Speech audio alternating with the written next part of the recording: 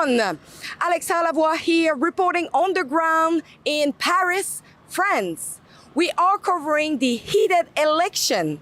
France is at a critical crossroads with the nation deeply divided over the snap election called by Macron after dissolving parliament. J'ai décidé de vous redonner le choix de notre avenir parlementaire par le vote. Je dissous donc ce soir l'Assemblée nationale. In the first round, Marine Le Pen, anti-mass immigration party, the Rassemblement National, was in the lead. And it looked like the Rassemblement National government was on the horizon. But in a surprising turn, 224 candidates stepped down for the second round to back the far-left Open Borders Party, Front Populaire, and it paid off. On the election day, we hit the street to gauge at the mood and get opinions on the intense political climate and immigration issues. So don't forget to support my journalism and our journey in Paris at franceonfire.com. And now I'm letting you on the opinion of the French people on the street here in Paris.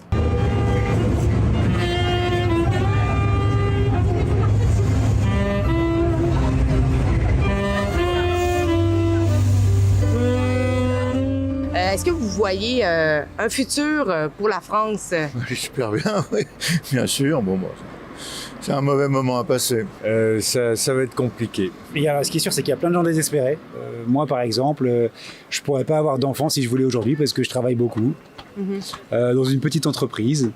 Donc, il faut passer bien plus que 35 heures. Au niveau culturel, on est en berne.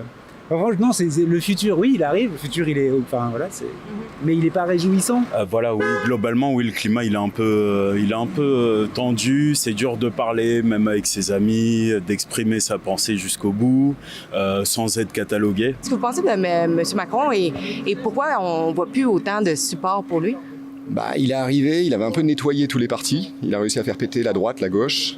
Il a vraiment redistribuer tout l'échiquier. Mais sur son premier mandat et le début du deuxième, il a vraiment beaucoup polarisé. On a eu les Gilets jaunes, on a eu les émeutes suite à la mort du petit Naël, on a eu la réforme des retraites. Il est beaucoup passé à coup de 49-3. C'était très vertical comme manière de gouverner. Et les Français, je crois qu'ils n'aiment pas trop ça. Alors, il a fait des... Alors moi, j'ai pas voté Macron initialement. Je trouve qu'il est, c'est le champion des déclarations ahurissantes. Ils attendaient beaucoup, et puis finalement, il y a eu des beaux discours, et puis après, dans les actions, la réalité est plus compliquée à changer, quoi. Il a fait une énorme connerie. Laquelle? De dissoudre. On fait pas ça quand on est... C'est son ego qui a parlé.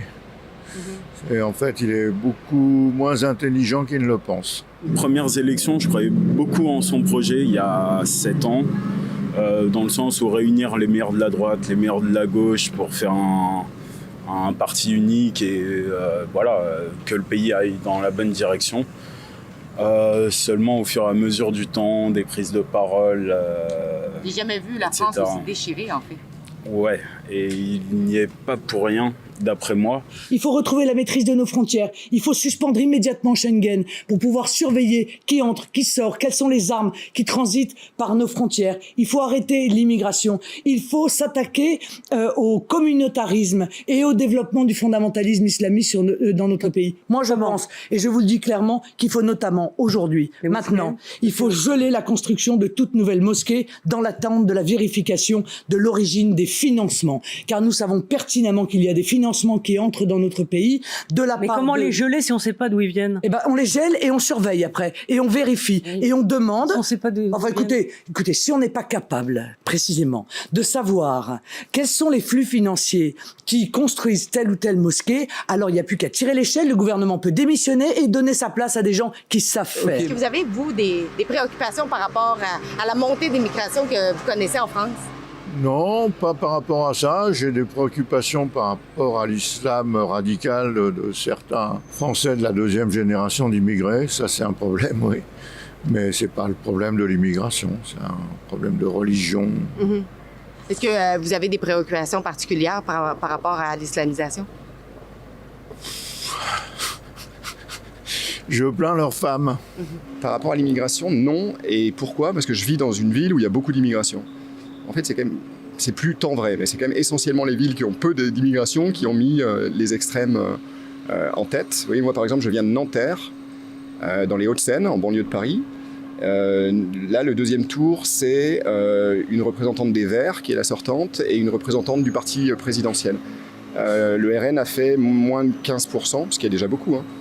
Et les Hauts-de-Seine, c'est le seul département de France qui n'a pas mis un seul président, un seul candidat au deuxième tour, un seul candidat du RN au deuxième tour. Alors que les Hauts-de-Seine, il y a beaucoup plus d'immigration que dans le Cantal ou dans le Calvados. Alors, ce qui est sûr, c'est qu'il y a un problème avec la politique migratoire. Ça, c'est certain, et c'est un tabou depuis des années. C'est-à-dire que les Français qui pensent... c'est pas une discussion qu'on peut avoir sans être taxé de raciste. C'est impossible. En France, on dit il y a un problème avec... On va prendre l'exemple de Nantes. Nantes, il y a 10 ans, c'est une ville exemplaire qui attire beaucoup d'étudiants et très vivante culturellement. Depuis 5 ans, il y a 2 flux migratoires en France, Europe de l'Est et Afrique du Nord. C'est une ville dont les chiffres de la criminalité a explosé. Les filles ne peuvent pas sortir dans les rues en dessous de 22 heures en groupe, c'est pas possible. Et je viens de boire un café avec mon amie Lisa. Aujourd'hui encore, elle a une cicatrice parce qu'elle s'est fait voler au couteau son téléphone au bois de Boulogne. Une fois à la police lui a expliqué que en fait, les attaques au couteau, c'est une recrudescence dont on ne parle pas dans les médias pour pas inquiéter. Il y a un vrai problème avec les migrants en France. Il y a un vrai problème. L'immigration, c'est un sujet très important en France, je trouve. Et en soi, c'est pas un souci, c'est juste l'intégration des personnes quand elles viennent en France et l'assimilation des valeurs françaises qui est un souci. Donc on peut pas trop accueillir non plus si on n'arrive pas à assumer derrière l'intégration de ces personnes-là.